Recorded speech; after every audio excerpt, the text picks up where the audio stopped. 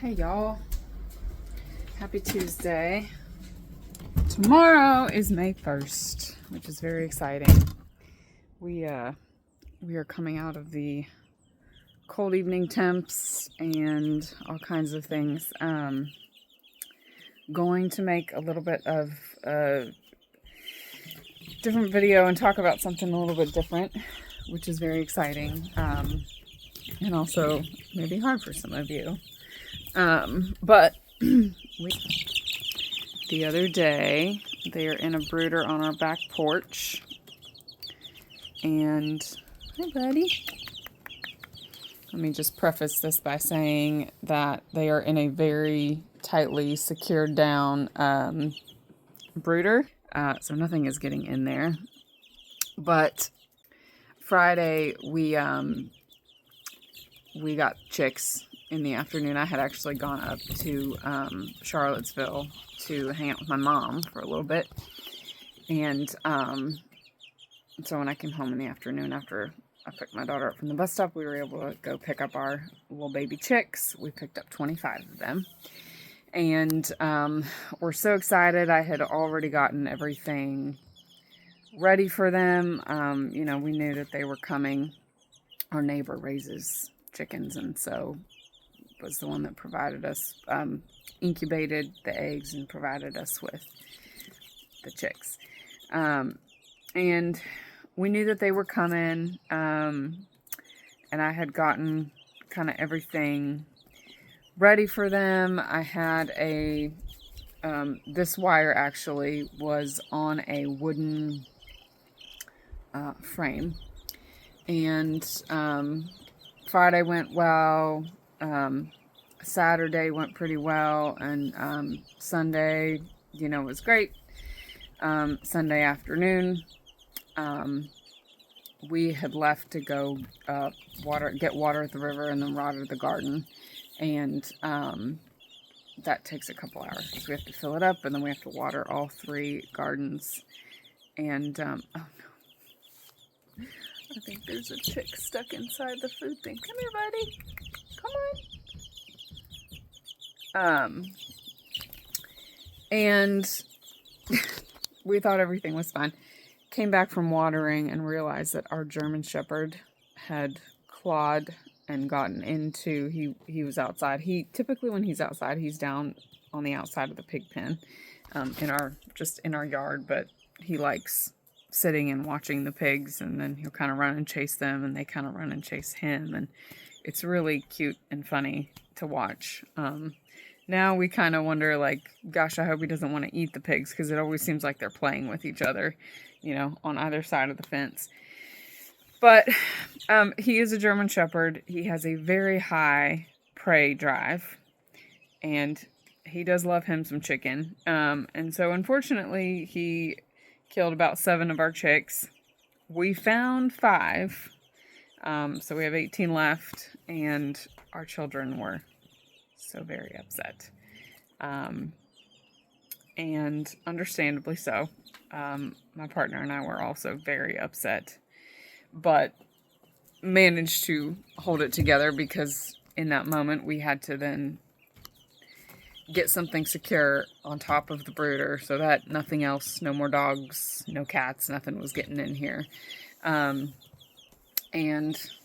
there will be a point when the chicks will be chickens and they will be big enough to ward off the cats. We will still have them safe from them. But after we had kind of dealt with that, gotten them secured, made sure that they stay in the shed at night, and it's closed up.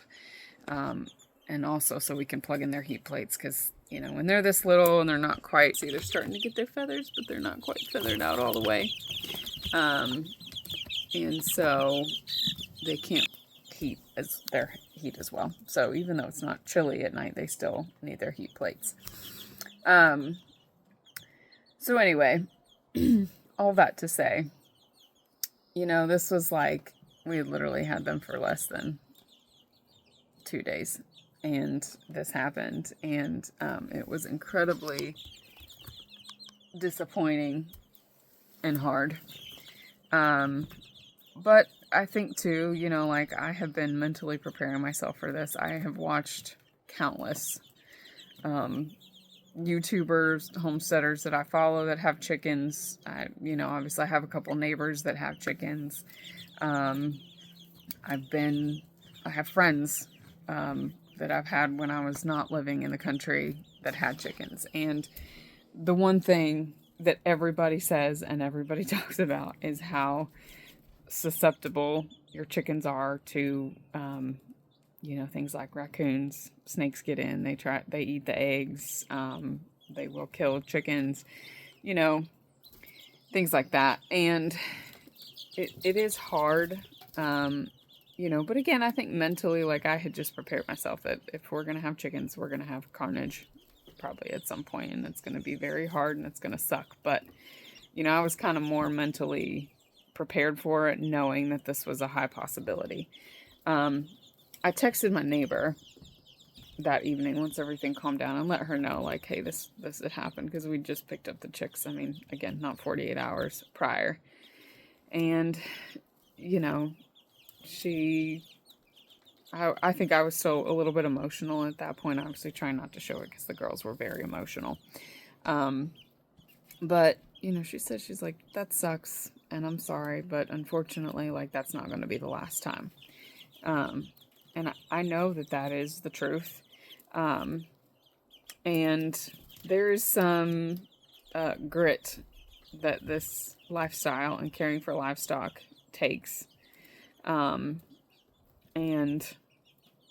we want to have animals on our farm that are very, very well taken care of. Animals on our farm that are incredibly safe. We care about that a great deal. These are laying chickens, so, you know, they're not meat birds. And even if they were meat birds, we would still do everything that we could to take care of them well, to give them a good, safe life. You know, it's that saying that everybody says, you know, they have a really wonderful life in just one bad day. And, you know, we learned our lesson with the pigs when we brought them home. We didn't have the correct paneling, like fencing up. They got through it, and we spent 4 hours chasing pigs. We got one of them to come back, but it has taken them, I mean, we've had them since February, so it's taken them 3 months to really calm down and warm up to us. And, you know, that is a consequence of us not putting proper fencing up. But, you know, we're learning. We're understanding that when you think it's secure, you have to check, and you have to check again, and, you know, spend the extra money, take the extra step to ensure that those animals are secure. I am later today starting to work on building their chicken coop. They are almost 3 weeks old. Chickens typically fully feather out at about 5 weeks. And so when they are fully feathered out, they are then hardy enough, and it will also be warm enough for them to be outside. In the coop full time. We will be putting them in the coop at night, and then they'll be on a run during the day, obviously with some supervision. As my partner and I still work from home, and so we're able to kind of come out and check on things, you know, when we take breaks throughout the day. But it is, it's just been really interesting to me that, you know, we've learned all these lessons very quickly, and in some ways I'm grateful for that, because I think, you know, instead of getting like super, super attached to these chickens, you know, and just kind of being like, we're still in the nervous stage, and then you know, like something awful like that happens. And, you know, our dog, like my youngest, she's pretty mad at him. She says it every day.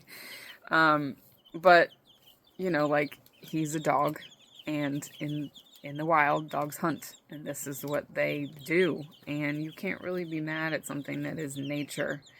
You know, it is what it is. I mean, have I struggled with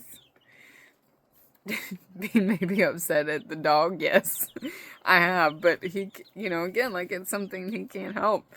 You know, and maybe if he was better trained, but I mean, y'all, like, he's a German Shepherd. He's actually very well trained, and he's a very good dog. And, you know, it's that, again, like, that's nature, and I don't want to sound callous about it in any way, because, again, it's very upsetting, like, to have to go around your yard and find dead baby chicks and, you know, pick them up. It's just, I mean, not fun. So, needless to say, they are now in a very secured, my honey found wire ties. We drilled holes, and so they're wire tied down. And there's a bar. Basically, we have to untwist them and lift it up. And so nothing is getting through there. But it was a good lesson for us to check and double check. The other thing my neighbor very kindly offered to do was, she said, hey, once your coop's built, I will come over and I will double check and make sure that it is secure. However, be aware, no coop is 100% predator proof. And so, you know, we keep that in mind, as we kind of go forward into this. But these little guys are, little gals, I think most of them are girls, are growing pretty quickly. And they're holding, to be honest with you. They're really, hi, chickie, chickie. They're really sweet. This one's my favorite. I don't know what kind of chicken you are, buddy, but you are so cute. A little brown one there.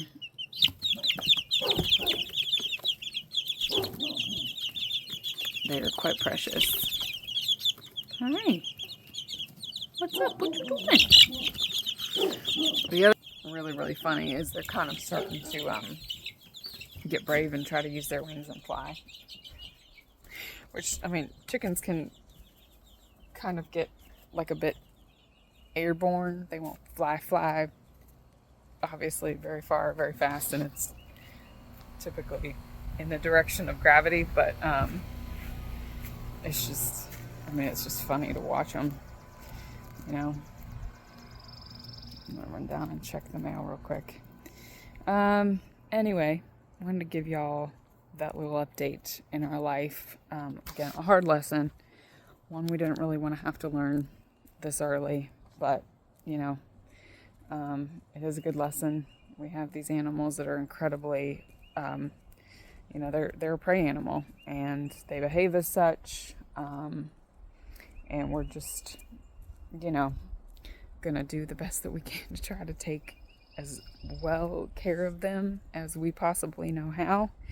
And yeah, I mean, if you've been kind of on the fence about thinking about getting chickens, I mean, this kind of thing happens, you guys, and it is really hard and it's not fun. If you live in more of like a suburban area, you know, you probably will deal with like raccoons, skunks, but probably not things like we do, which is fox, coyote.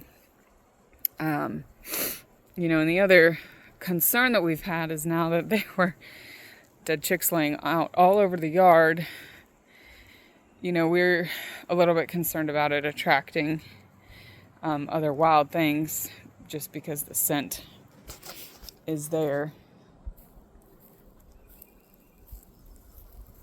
I saw something over here, and we found 5 of the chicks.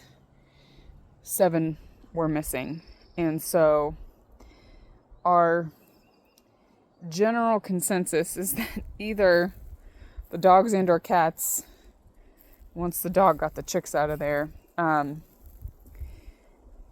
maybe consumed 2 of the chicks fully, or they are still laying somewhere in the woods or something like that, which, you know, again, we haven't seen them. Sorry, there was something there and I did not recognize it, so I was trying to look and see. But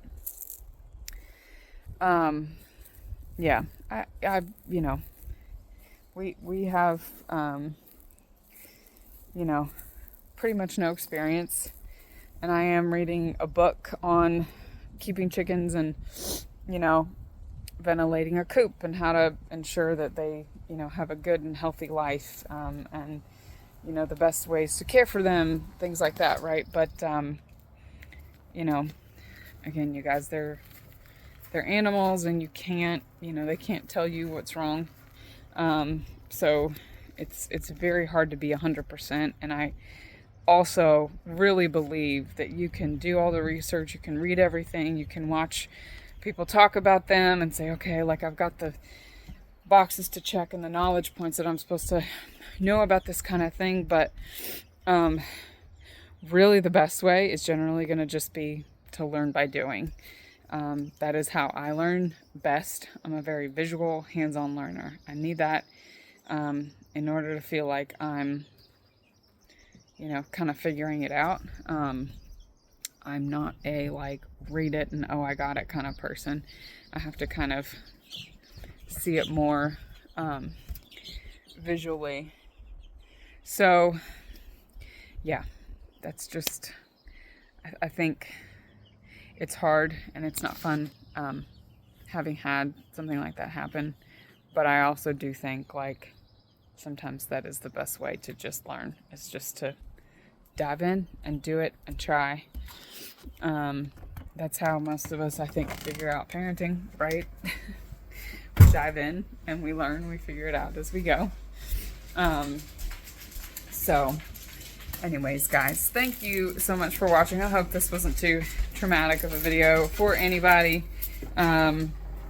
We just keep on trucking, y'all. Thanks so much, and we'll catch you on the next one.